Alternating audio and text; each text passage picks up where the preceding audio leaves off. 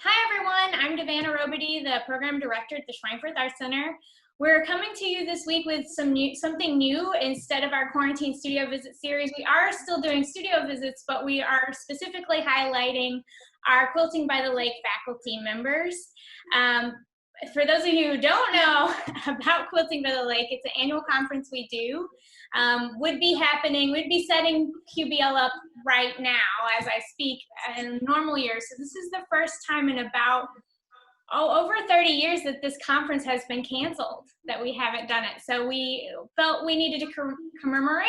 And so we're visiting some of our faculty members in their studios this week. And one of them is Carol Soderlund, who is in Reno, Nevada. She is an amazing quilter, wonderful instructor, and she's especially talented at hand dyeing fabrics. And thank you for having us over today, Carol. How are you doing?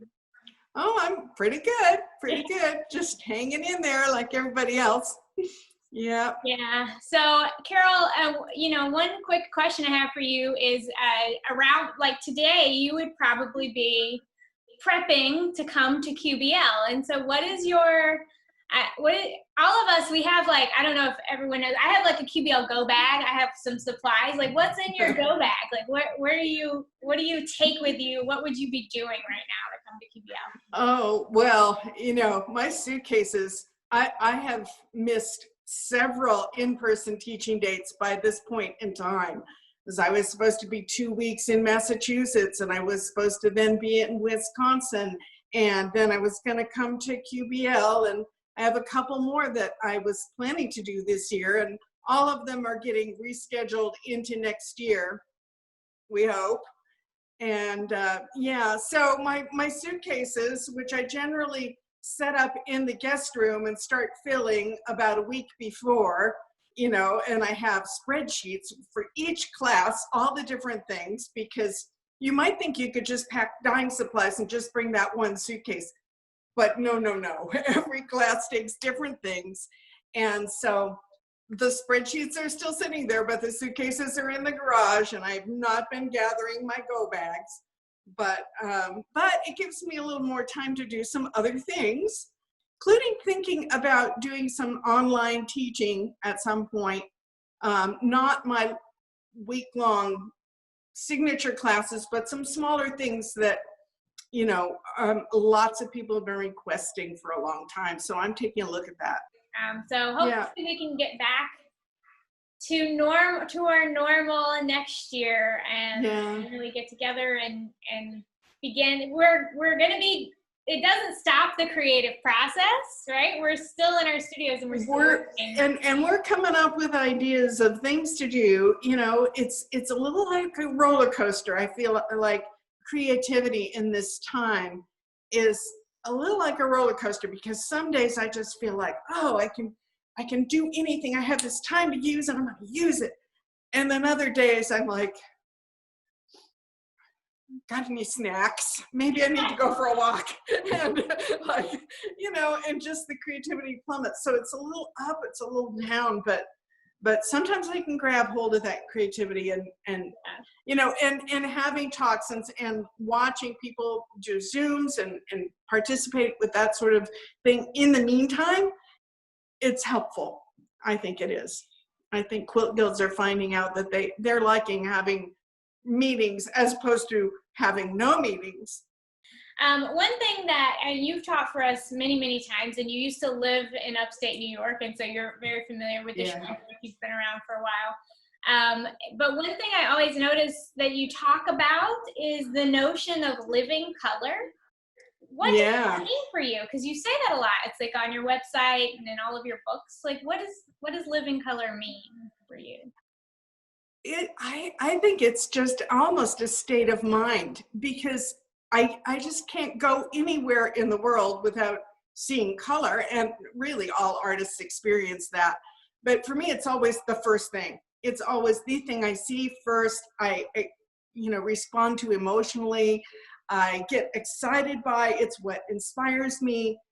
Usually for me, it's color in the natural world that inspires me, and I take a lot of photos that try to help me capture some of what I'm getting excited about. And I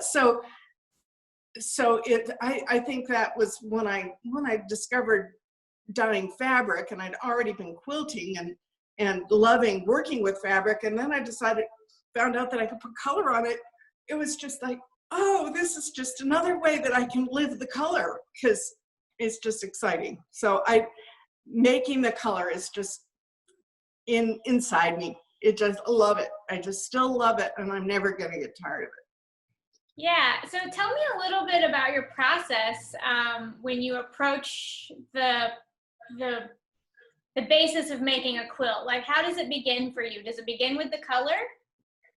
Usually it begins with a color or a color palette. It might begin with an inspiration photo from out in the world, but it might also begin just rearranging fabrics in my storage area. You know, I might just take down a pile looking for something and see something else, and then, oh yeah, remember that piece, and then start putting it together with something else.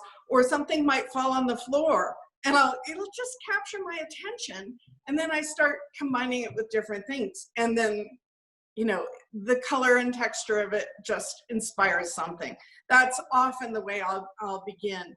But there are so many ways to start with color. Sometimes I will be dyeing samples, and a group of samples, so I have some reference samples, and a group of samples just jumps into some technique that I feel like doing, whether it's a printing technique,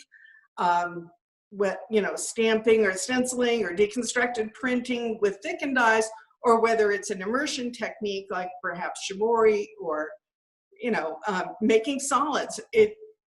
I don't know, it feeds so many ways. There's not just one way, but it almost always starts with color.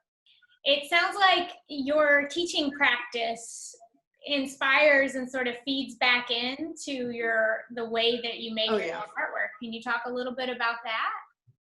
Yeah, well, when I began teaching dyeing, I had already been teaching quilting in my local region up in New York, in the Finger Lakes region, and started spreading around the state and so forth.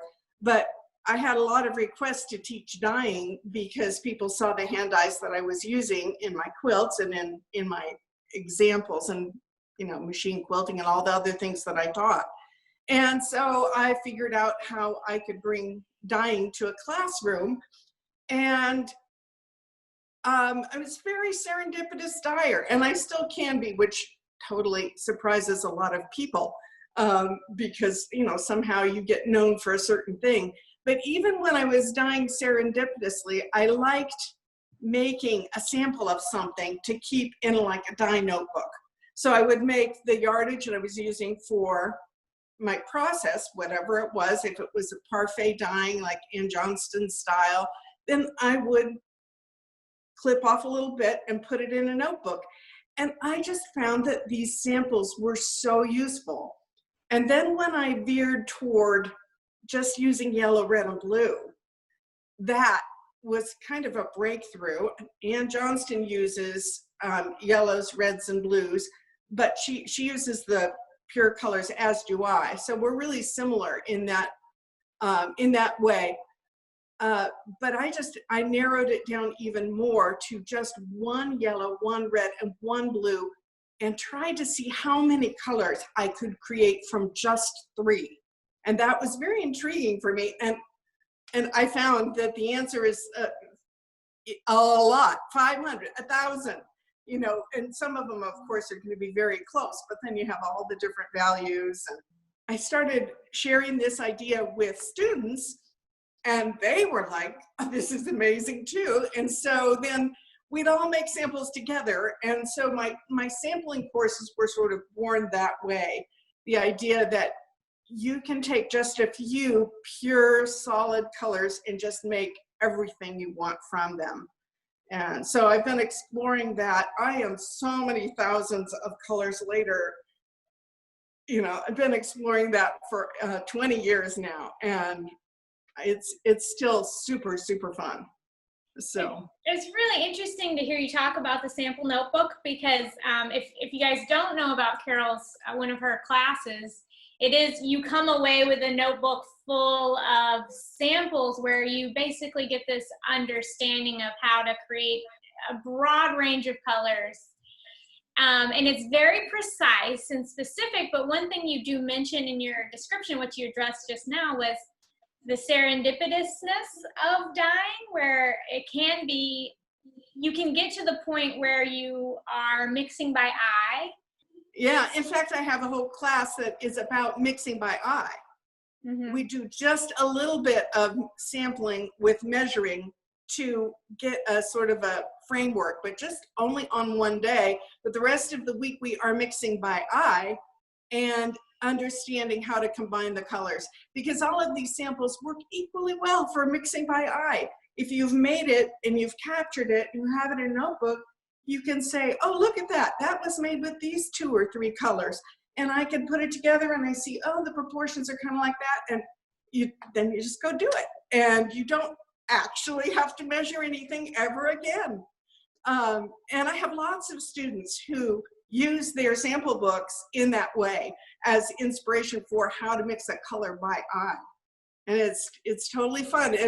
And sometimes I have people come and say, who have taken my classes, you know, and not everyone, like color mixing for dyers, we're all about being precise because we're making this giant notebook and I want it to be a good reference. But once it's a reference, you know, you use it any way that pleases you. You're the dyer. And so you get to like look at it and say, I think I'll go for something like that. And you put some stuff together and there it is. Because it gives you such a good foundation for how to mix color. Sometimes students will come back and see me and say, they'll apologize. Oh, I'm sorry, I'm just not measuring anything. It's like, it's fine with me. Nobody has to measure just to get this one book. The value of it is amazing. You measure for 5 days, then you never have to measure again if you don't want to. But it gives you kind of this core, a foundation that you understand it now. Yeah. So it's really cool. So Carol, you mentioned that a lot of your classes have been canceled and you've been hanging out in your studio space. Can you tell us a little bit about what you're working on while you're, you know, quarantined at home? Yeah, well, I've been, as I say, I've been kind of working on getting some online classes going. So that takes quite a bit of time and figuring out. I've been doing some jobs around the house, like I finally got some design walls installed. Instead of just leaning against the wall, they're actually up on the wall, which is better because, as you know, design walls have a tendency to flop over if they're not attached. So I got those attached and I was able to put up a quilt that I've been working on, and so I'm going to be playing with that real soon. I have about 3 or 4 projects that I'm working on, some smaller quilts, some larger quilts. In the evening, I tend to work on the embroidery that I've been doing, which is a combination of dyeing, stitching patches, textures on, dyeing threads, stitching with all kinds of threads, both commercial and hand-dyed threads, and just stitching in a very free-form way without a traced line to follow.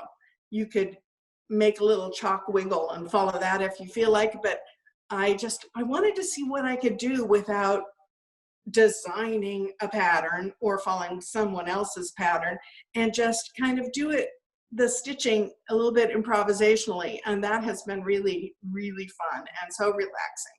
Yeah. And that relates to the class that you were going to teach, which is dyeing to stitch. That we won't be having. I know. Well, we'll see what we could do for the future. Yeah, but earlier you showed me a little bit before we started the interview around your studio. Can you kind of show us around and then sort of show us that piece that you were using as a sample for dyeing to stitch? Sure. Before I turn the camera around, this is one that kind of started me on the journey. And to me, it looks really simple now. But at first, when I first did it, it was just so fun to do. So it all started out completely white, as all of these embroideries that I'm going to show you did. And then texturized things were stitched on, like silk patches. I don't know if you can see the cheesecloth on there. And then velvet, there's some kinds of velvets.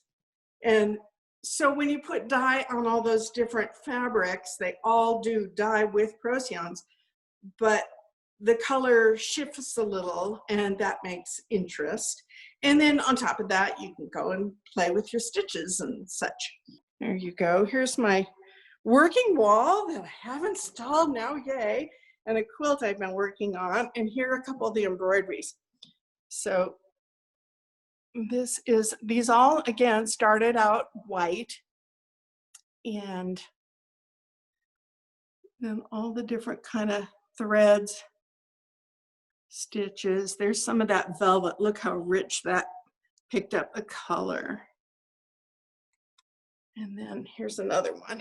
This is the one, I have an Instagram account that I use for putting up photos of what I've been working on. And this is one I've been shooting. Both of these are on the account, but lately I've just put up a photo of this little tendril that has little French knots, and I'm going to work into that area next. But so if you want to see this again after the interview, you'd go to Stitch Soderlund. That's what that account is called. I have another account that's just for all my other things. And so anyway, that's it. And there's a shibori piece I've got going on, and the rest of my studio. There's a big work table, and which I did clean off this morning. It's not usually quite that clear. And my sewing table in front of it. And then this is the super fun part of this studio, this entire wall of storage. So I have room for all my binders with all my samples and all my teaching materials and all my books, and still some other, other things. And then there's my desk. We're having little windows behind it, but that's where all that stuff happens. And then a stitching chair. And I've been sitting with you over here in this area. This is the ironing station, which is on casters. So I can roll it out of the way. I can move it lots of stuff in my studio. My whole sewing table is on casters. And so this whole thing can be moved around and set up. So the working wall can be, we can photograph quilts on it by rolling the sewing table away, and then I have a good spot for some photography. And so that's my sewing studio. The dyeing studio is down. It's adjacent to the laundry room, so it's actually a garage that we have 2 garages in this house. So this is one of the garages, and it's all set up now for dyeing, and so I have 2 studios. I actually have, you might say, where's her fabric? Trust me, I have fabric. I have 2 bedrooms full of fabric. One has a long arm and a walk-in closet with all my white fabric. And the other is a guest room, which of course the beds get covered with teaching samples. Oh, I'm taking this and this and this, and I sort out all my teaching samples on the beds. But there's a walk-in closet in that room too, and that has all my commercial fabric and my hand-dyed collection, and fabric that I collected commercial fabric for many, many years before I really delved so deeply into dyeing, and I still like to use it.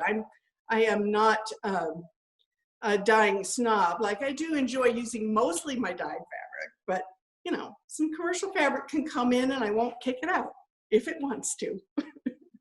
And that's one thing I talk to people about when I give tours of our QAQ exhibit at the Schweinfurth, because a lot of questions are asked around, like, why the hand-dyed fabric? And, if you're a painter and you go to the store and you can't find a certain paint color you like, you mix it. And it's the same for quilters. A lot of people don't get that portion of it really matters sometimes when you need to pick something. But, hey, if they have the right color, sometimes the right color. Yeah, well, that's what really started me dyeing is I could not find, I needed a gradation of gray to black, and I could not find it. Of course, now there are lots of companies that specifically make gradations for you, but back, you know, 25 to 30 years ago, I've been dyeing a long time, that wasn't available then. And you know, I found that I just ordered some white fabric and I ordered a jar of black dye, and 24 hours later, I had a beautiful gradation. And when you live in upstate New York, back in those days, I had to drive well over an hour to 2 hours to get to any place that I could buy any kind of quilting fabric. And so it was just, and then having little kids who don't really love 2-hour drives to a quilt store, you know, it was great to be able to dye my own color. And, you know, and then I just fell in love with it. And I just prefer my own gradation to a store-bought gradation any day. Although again, you know, if I have a color that suits me, I'll use it. There's a certain richness to hand dyes that I always notice. Yeah, and you can control the texture. So you can have it solid, but you can also have it just a little bit shimmery. So there's a little bit of variation or quite a bit of modeling and variation. So you can control it, you know, exactly the way you get it. You know, you can do the work of the hands that the dyers do that just make that wonderful texture, and you can have just as much or as little as you want of that yummy texture. Well, Carol, thank you so much for visiting with us. If anyone is unfamiliar with Carol's work, you can visit her website. Be sure to check out her schedule for any of her workshops, whether it's a QBL or any of the other places she is listed on her schedule. She also has authored a lot of books on dyeing and playful fabric printing, thickened dyes, and it's not available on Amazon anymore. It was for quite some time, but now I have copies. As long as my copies hold up, I can sell it. Pokey Bolton, who is my publisher, she has copies. Melanie, my co-author, Melanie Testa, has copies. So it's available from us pretty much at this point. But the other thing too, if people are curious as to what I might be coming up with on online things for the, you know, for the time being or for forever, I don't know how long they'll be there, but they'll, you know, getting started to do some dyeing and not having to wait for who knows how long. You can, right now, there's a place on my website where you can put your name in and sign up for the newsletter, which I send out, you know, sporadically, usually about 4 times a year, but maybe it'll be once a month, who knows? And if that's how you find out that kind of thing, and also you could follow me on Facebook, Instagram, that kind of stuff. So yeah, Carol is very connected. We'll see you next year. I just believe it, whether or not it's true. And I will look forward to it. And we really miss you. So thank you so much for inviting us to your studio today. Oh, my pleasure. My pleasure. It's really good to see you, Davana.